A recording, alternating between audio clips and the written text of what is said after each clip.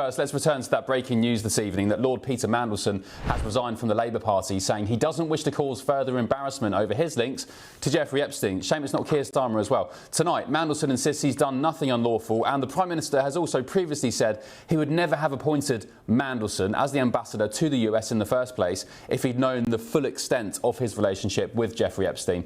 Meanwhile, though, here in the United States, President Trump has also been reacting to the latest tranche of Epstein files, saying a lack of new allegations against him is a blow to the, quote, radical left, as he describes them, and that he's been absolved. And among the millions of files is now a nearly 2-hour-long interview in which Jeffrey Epstein was asked whether he had dirty money and whether comparisons could be made between him and the devil. It was interesting. Take a listen. Is your money dirty money? If you live, I just asked a question. Is your money dirty money? No, it's not. So, in fact, why is it not dirty money? Because I earned it. But you earned it. We went back to this before. You earned it. You earned it advising the worst people in the world. You're a mathematician. We walked into that clinic where they're giving that money out to these people that are in the most dire straits of poverty and sickness, and told them that the money was coming from a, what are you, class 3 sexual predator? Tier 1. Was tier 1's the highest and worst? No, I'm the lowest. I'm the lowest. You're the lowest. Okay, tier 1, you're the lowest. But a criminal. Yes. That the money came from them. What percentage of people do you estimate? I understand you don't like probabilities. Do you estimate would say, I don't care, I want the money for my children? I would say everyone said, I want the money for my children. Did they know where the money came from? I think if you told them, if I told them the devil, 100%. The devil himself said, I'm going to exchange some dollars for your child's life. Do you think you're the devil himself?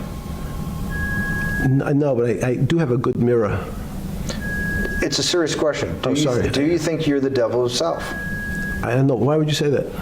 Because you have all the attributes. You're incredibly smart. You remember, the devil is somebody knows. The devil's brilliant. You read Milton's Paradise Lost. No, the devil scares me. I mean, it's quite chilling watching that. When he's asked, are you the devil himself, he hesitates before answering. He then looks around and then gives a nervous scratch of the head when he tries to answer again. I mean, it's weird, because we see a lot of Jeffrey Epstein, we see the headlines, we see the emails, we see the news stories, but we don't very often see him speaking or him being interviewed. He's was a very strange guy. I mean, he's clearly a creep, obviously, it goes without saying. Victoria Churchill and Simon Hankinson are back with me now, and also still with us is political editor at the Times Radio, Anna Mikhailova. Anna, I thought I was letting you go, but you're back with us, so thank you so much for staying with us this morning. Just on the wider aspects of the Epstein saga, what do you make of that clip you just saw there? Had you seen that when Steve Bannon asked Epstein if you're the devil himself? What was your take from it? It's, as you say, it's pretty chilling, and I think it highlights how little we do actually know about the man himself. I think most of the tapes I've seen are the ones from his previous, the first conviction, those tapes, but mostly he's just saying there that he's not going to comment, and we've never really heard him speak, and this is why there is so much pressure on both Andrew Mountbatten-Windsor and Peter Mandelson to go and help the investigation, to accept the invitation to testify before Congress. Very few people expect them to actually agree, but I think we've got more people coming out now in tomorrow's papers saying that they need to go forward. They need to help shed light on how exactly all of this works. If Congress believes that Peter Mandelson has crucial information about Jeffrey Epstein and how he operated, then people think he should go and help, and that's the least that both of these men can do for the victims and their families. Yeah, front page of your sort of sister establishment, The Times, tomorrow, is new Epstein victim. A new victim has come forward and said, I was sent for sex with Andrew. So this new victim claims that she was sent to the UK by Epstein for Andrew, and she stayed, unbelievably, allegedly, at Royal Lodge in Windsor Great Park, and then was given a tour of Buckingham Palace. after having allegedly having spent the night with the then Prince Andrew, which of course he denies. He was pictured on the front page of your paper, the Times, in Royal Lodge yesterday, looking, I mean, pretty shaken. If we can see the front page of the Times in just a second. The Met Police are being encouraged now, Anna, to reopen an investigation into Andrew. What do you think will happen with that?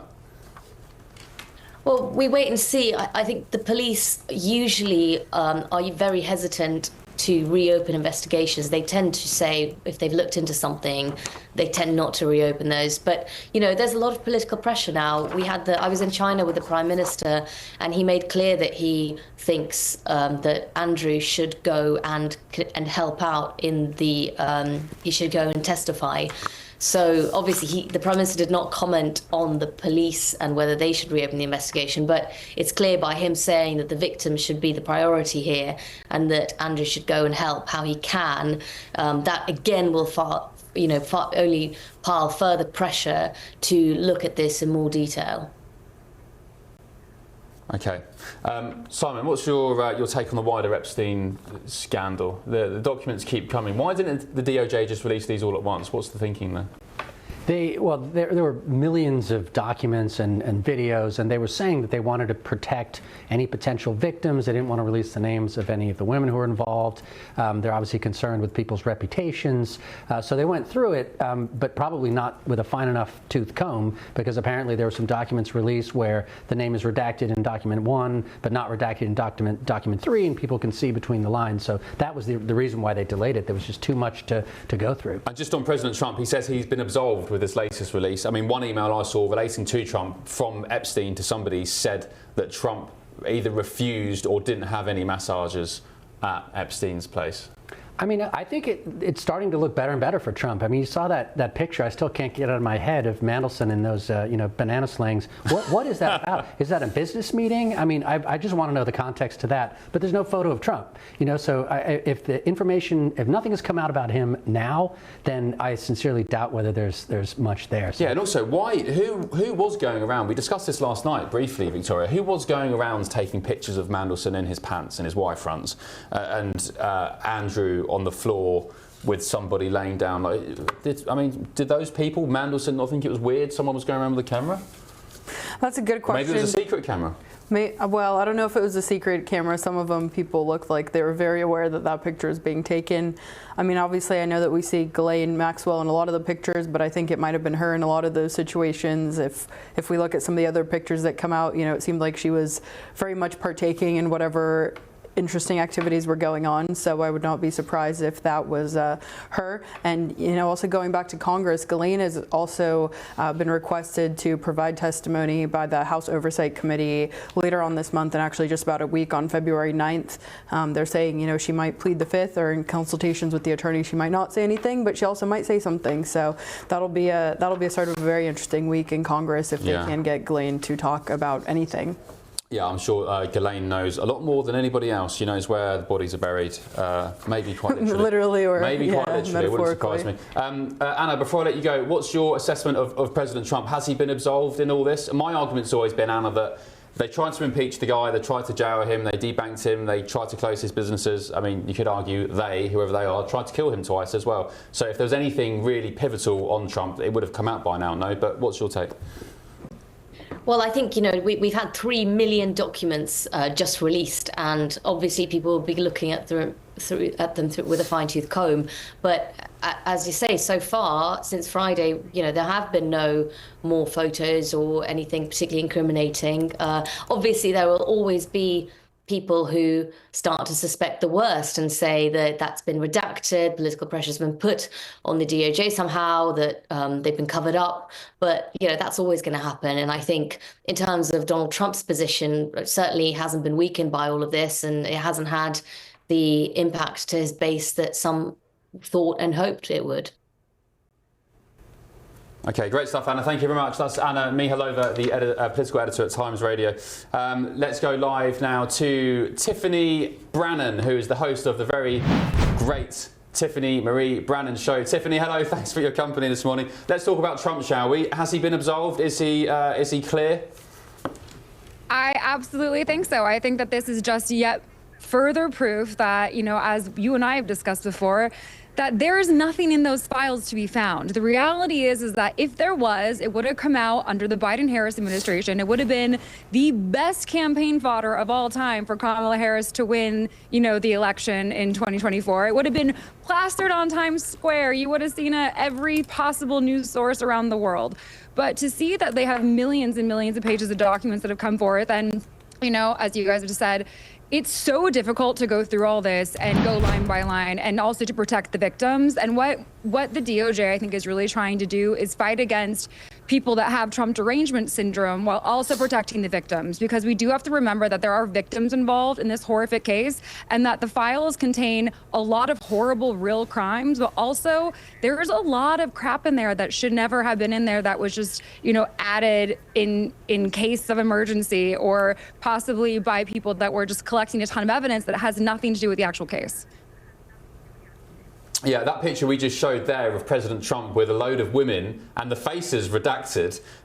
I think it was the Dems on the House Oversight Committee who released those as part of their evidence. But those pictures were out already years before without the women's faces being redacted. They were models at one of his, as far as I remember, some beauty contest or something like that. It was very innocent. They were just models. But for some reason, the Democrats released the picture with them redacted, as if President Trump was up to no good. I mean, so there it is. There's the picture. That picture. Yeah. I mean, what does that tell you about the sort of intention behind the Democrats?